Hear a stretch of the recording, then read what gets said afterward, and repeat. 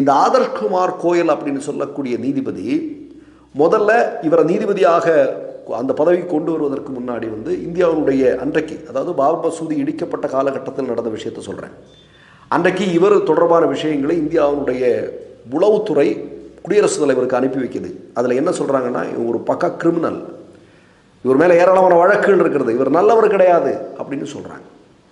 இந்த நபர் தான் நீங்கள் பாபர் மசூதி இடிக்கப்பட்ட காலத்தில் ஸ்வீட் கொடுத்து, இனிப்பு கொடுத்து கொண்டாடியவர். இவர் தான் பின்னாளில் நீங்கள் பார்த்தீங்கன்னா மதிப்புக்குரிய உச்ச நீதிமன்றத்தின் நீதிபதியாக கொண்டு வரப்படுகிறார். குடியரசுத் தலைவரால் உளவுத்துறையால் மிக மோசமானவர் என்று எச்சரிக்கப்பட்ட நபர் பின்னாளில் உச்ச நீதிமன்றத்தினுடைய நீதிபதியாக வருகிறார் என்றால் RSS எந்த அளவிற்கு நீதித்துறையில் ஆழமாக வேரூன்றி இருக்கிறது என்பதை பாருங்கள். இவர்களுடைய வேலை என்னங்க?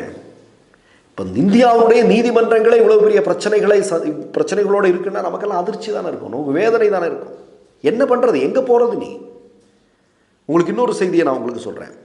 அதாவது இன்றைக்கு சில காலங்களுக்கு முன்பு உங்களுக்கு நல்ல ஞாபகம் இருக்கும், சந்திரசூட் ஓய்வு பெற்ற நம்முடைய உச்ச நீதிமன்றத்தினுடைய நீதிபதியாக இருக்கக்கூடிய சந்திரசூட்டுடைய வீட்டிற்கு மோடி செல்கிறார். அப்போதே நமக்கு இங்கெல்லாம் நடுநிலைமையான ஊடகங்கள் எல்லாம் எவ்வளோ பெரிய ஆபத்து என்பதை சுட்டி காட்டினார்கள்.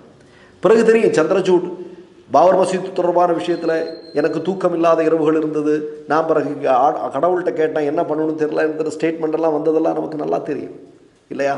அப்போது இன்றைக்கு இந்தியாவில் இருக்கக்கூடிய பெரும்பாலான துறைகளுக்குள், அதாவது நடுநிலைமையோடு செயல்பட வேண்டிய, இந்திய ஜனநாயகத்தை காக்க வேண்டிய துறைகளுக்குள் RSS சங்க பரிவாரங்களுடைய ஊடுருவல் சர்வசாதாரணமாக நடந்து முடிந்திருக்கிறது.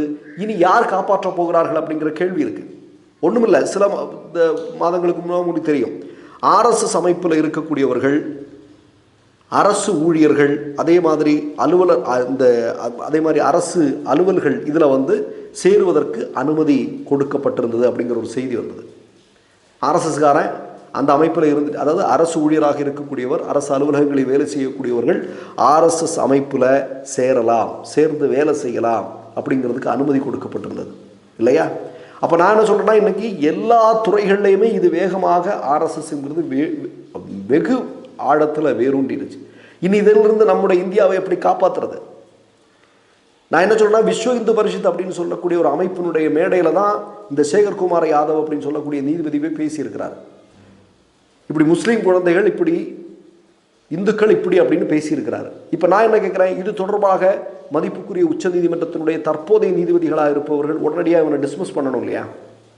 இவர் இனிமேலாம் இந்த பதவியில் இருப்பதற்கு என்ன